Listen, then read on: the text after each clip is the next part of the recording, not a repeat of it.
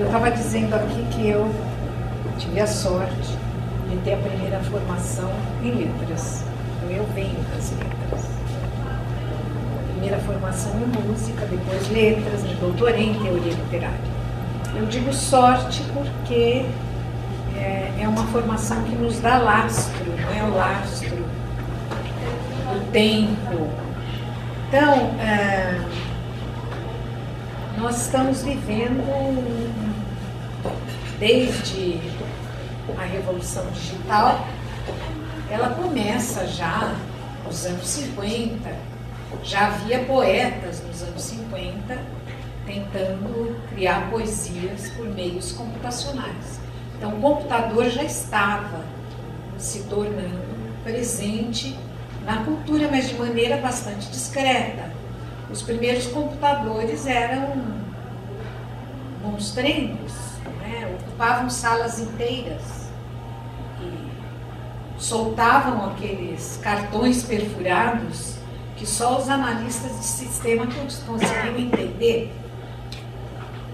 Logo depois, porque nós estamos assistindo à mais acelerada transformação histórica de todos os tempos da humanidade. Então, o que é mais desconcertante não é só que a revolução digital tenha chegado e tomado conta, não é até certo ponto da cultura. O mais desconcertante é a velocidade, a aceleração de suas transformações. Então, logo depois, o computador, com a invenção do PC, o computador pessoal, ele começou a entrar dentro das nossas casas, ocupando os nossos estúdios de trabalho. Eu me lembro na época, mas ele era uma caixa fechada. Então, o que a gente podia fazer com ele é armazenar dados e recuperar de dentro dele esses dados. Então, eu me lembro, na época, eu era casada com um engenheiro de sistemas. Eu comprei o computador de uma das primeiras professoras e escritoras no Brasil a começar a usar o computador. Aliás, eu briguei com ele durante 4 meses, eu não conseguia usar, porque eu não conseguia entender aquela lógica. E aí me falavam, não, vai fazer um curso para aprender a usar o computador. Eu falava, imagina, esses cursos são de secretárias. Eu não vou fazer curso de secretária para aprender a escrever carta. Mas chegou um momento que eu falei, eu tenho que vencer a minha arrogância. E fui e fiz um curso de 5 dias, voltei e sabia lidar com o computador. Mas eu estou contando essa história porque quando eu comprei aquele computador, então meu marido na época disse para mim, você pode escrever aí para o resto da sua vida que você tem memória para décadas. Depois de 2 anos, e eu não fiz backup, porque a gente nem pensava nisso naquela época, e era muito difícil fazer backup de todos os seus arquivos. Hoje é a coisa mais simples. Você pega um pendrive desse tamanhozinho, que você carrega para onde você vai, e você coloca todos os seus arquivos lá. Mas na época, eu não me preocupei com isso, porque ele me garantiu, como engenheiro de sistema, que eu podia usar aquele computador para o resto da minha vida. Perdi tudo. Então, aí eu aprendi uma outra lição dessas novas tecnologias, a obsolescência delas. E é essa transformação que tem perturbado muito a gente. Não é? Hoje mesmo conversava com o Rafael no carro. Há 2 anos se falava com computadores para cada aluno nas escolas. E hoje esses computadores se tornaram já obsoletos diante dos tablets, porque a tecnologia vai se transformando de uma maneira tão acelerada que nós não conseguimos acompanhar, inclusive, a criação de conteúdo. Quer dizer, hoje é um dos grandes desafios, a criação de conteúdo para essas tecnologias. Bom, enfim, o computador se tornou algo que você tinha dentro de casa, facilitava o trabalho, não é tanto daqueles que trabalhavam com números, como aqueles que trabalhavam com as letras, mas ele era uma caixa fechada. era uma caixa fechada.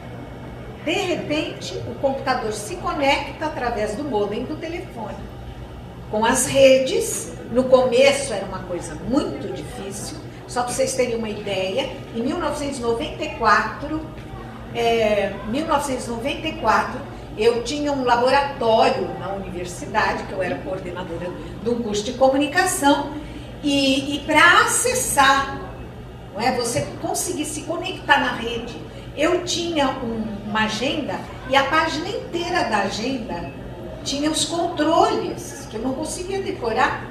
Então você ia, um controle entrava, e outro controle, o outro. Página inteira. A hora que você conseguia chegar no último, se tivesse sorte, conectou. Ai, que maravilha, conectou. 2 minutos depois caía, porque não tinha banda larga.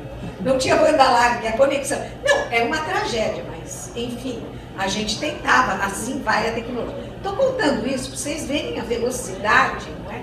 Hoje você se conecta com o seu celular, que aliás não é mais um celular, é um teletudo. Ele é um teletudo, é um hub que te conecta com o mundo. Quando eu fui escrever um dos capítulos do meu livro Linguagens Líquidas, na Era da Mobilidade, eu estava com um livro de um finlandês, e o título do livro era A Cidade na Palma da Mão. E o livro era de 2003. Eu estava escrevendo o capítulo em 2006. E o capítulo do meu livro se chama O Mundo na Palma da Mão. Em 3 anos, da cidade, a conexão foi para o globo inteiro. Então, essa aceleração ela é profundamente perturbadora. O computador, que era o desktop, ele vai virar um pequeno dinossauro, porque com os tablets agora e com o iPhone, quer dizer, a gente tem uma multiplicidade de funções, não é, que antes, a memória de um iPhone hoje é muito maior do que a memória de um laptop, de um desktop grande de poucos anos atrás. Então, tudo isso que eu falei, não é? Essa sequência, ela se deu em décadas, poucas décadas.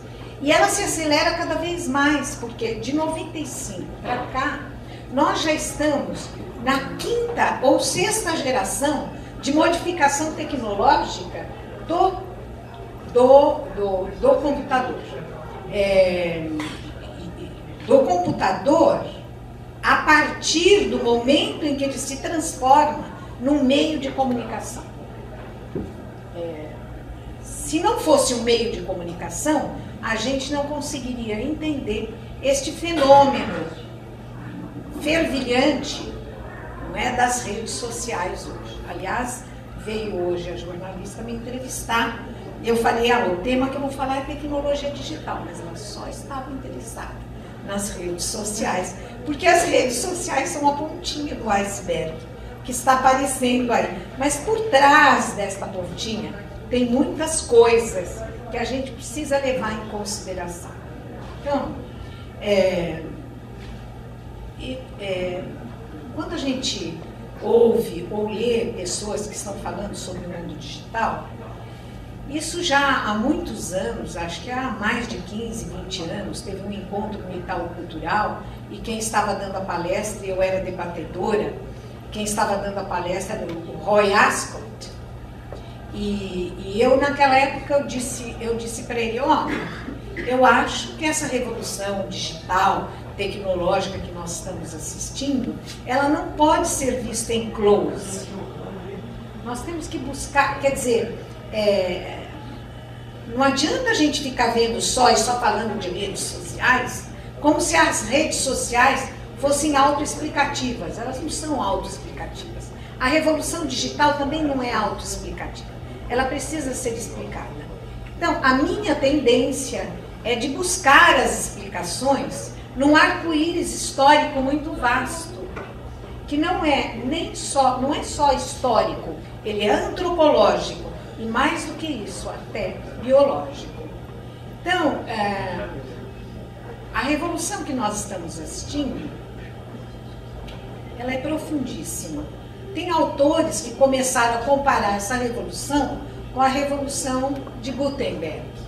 Mas se a gente comparar com Gutenberg, quer dizer, o que a revolução de Gutenberg introduziu foi apenas, não é, a reprodutibilidade da escrita e a possibilidade, não é, de multiplicação da escrita e o nascimento do livro moderno.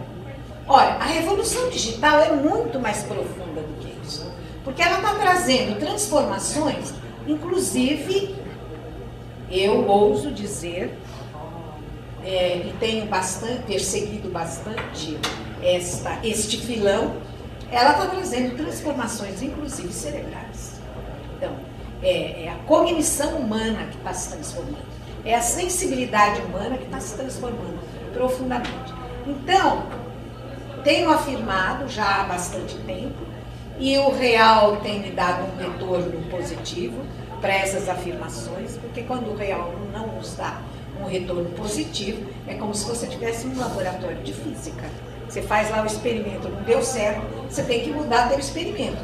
Com o pensamento é a mesma coisa, mas eu tenho afirmado e a realidade tem me dado razão, que a revolução que nós estamos atravessando, ela deve ser mais profunda do que foi a Revolução Neolítica. Ou seja, é um salto antropológico. E quando me perguntam das novas gerações, parece que eu estou brincando, mas estou falando sério. São mutantes. Eles já têm toda uma transformação de sensibilidade, de motricidade, de sincronização do pensamento com a percepção e a reação motora. Foi por isso que eu escrevi o livro Navegar no Ciberespaço, porque eu vi jovens jogando games. E fiquei tão impressionada, claro que eu não jogo, né? Na minha idade não dá mais. Eu tenho alunos de 35 anos que dizem assim, há jogos que os meus alunos de 20 anos jogam e eu não consigo mais. Então, uma habilidade motora, não é, ligada à sincronização da percepção e das operações mentais, que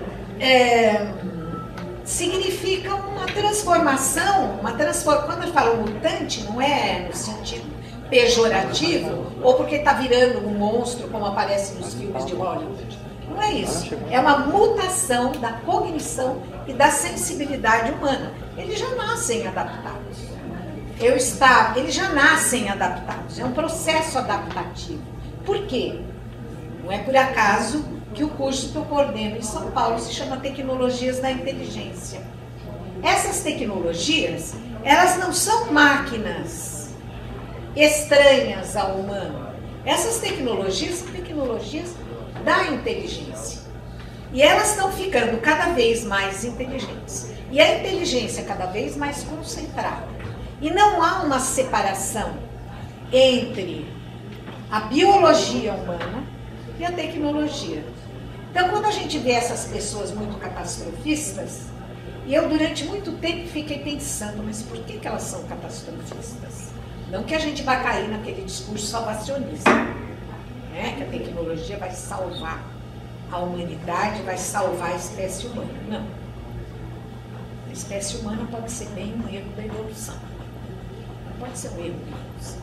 Então, não é a tecnologia que vai salvar. E, por outro lado, o Freud já muito bem demonstrou que o ser humano é um animal paradoxal.